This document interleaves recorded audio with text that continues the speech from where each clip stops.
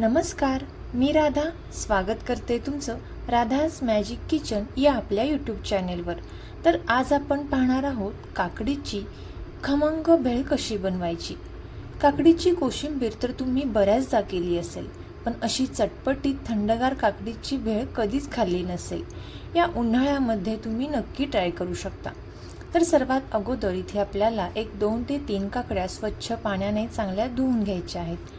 त्यानंतर काकडीवरची साल आपल्याला काढून घ्यायची आहे आणि ही काकडी आपल्याला या पद्धतीने बारीक अशी चिरून घ्यायची आहे। आता याच प्रकारे इथे मी 2 ते 3 काकड्या या बारीक अशा चिरून घेतलेल्या आहेत। आपण ही बारीक चिरून घेतलेली काकडी एका साईडला ठेवून देणार आहोत। यानंतर इथे आपल्याला एक मीडियम साईजचा टोमॅटो घ्यायचा आहे। टोमॅटो सुद्धा आपल्याला स्वच्छ पाण्याने चांगला धुवून घ्यायचा आहे। त्यानंतर बारीक असा चिरून घ्यायचा आहे। आता काकडी जेवढी असेल त्याच्या निम्मा आपल्याला टोमॅटो वापरायचा आहे। 1 कप काकडीसाठी इथे आपल्याला अर्धा कप बारीक चिरून घेतलेला टोमॅटो घ्यायचा आहे। आता यानंतर इथे आपण एका चॉपरमध्ये 2 मोठे कांदे घेणार आहोत आणि हे कांदे आपल्याला चॉपरमधून छान असे बारीक करून घ्यायचे आहेत। तोपर्यंत जर तुम्ही आपल्या चॅनेलवरती नवीन आला असाल तर नक्कीच आपल्या चॅनेलला सबस्क्राईब करा आणि सबस्क्राईबच्या पुढचे बेल आयकॉनचे बटन दाबा, जेणेकरून इथून पुढच्या रेसिपीज तुम्हाला सर्वात अगोदर पाहायला भेटतील।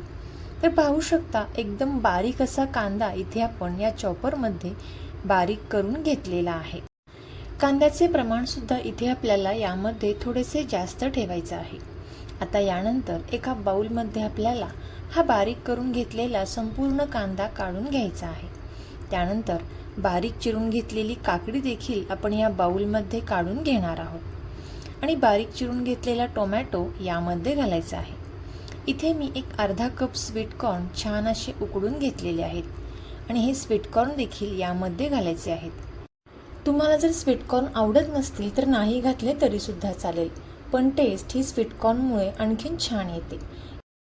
आता यानंतर यामध्ये आपल्याला थोडासा पुदिना, 1 चमचा जिरे पावडर, एक अर्धा चमचा चाट मसाला घालायचा आहे आणि अगदी चिमूटभर अशी लाल मिरची पावडर घालायची आहे आणि यावरती आपण थोडासा लिंबू पिळून घेणार आहोत। आता हे चांगलं मिक्स करून घ्यायचं आहे। या उन्हाळ्यामध्ये थंडगार काकडीची चटपटीत भेळ तुम्ही खास मुलांसाठी नक्की ट्राय करू शकता।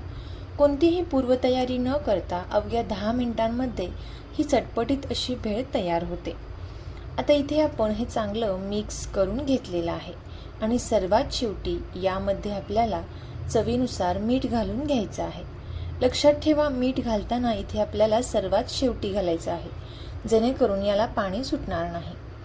आता मीठ घातल्यानंतर पुन्हा एकदा आपण हे चांगलं मिक्स करून घ्यायचं आहे आणि चांगलं मिक्स केल्यानंतर लगेचच इथे आपण ही थंडगार काकडीची चटपटीत भेळ सर्व करायला घेणार आहोत।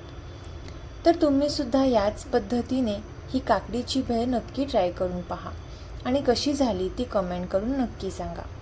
तुम्हाला जर ही रेसिपी आवडली असेल तर नक्कीच आपले मित्रमैत्रिणी आणि नातेवाईकांसोबत शेअर करा। चॅनेलवरती नवीन आला असाल तर नक्कीच चॅनेलला सबस्क्राईब करा आणि सबस्क्राईबच्या पुढचे बेल आयकॉनचे बटन दाबा, जेणेकरून इथून पुढच्या छान छान रेसिपीज सर्वात अगोदर तुम्हाला पाहायला भेटतील।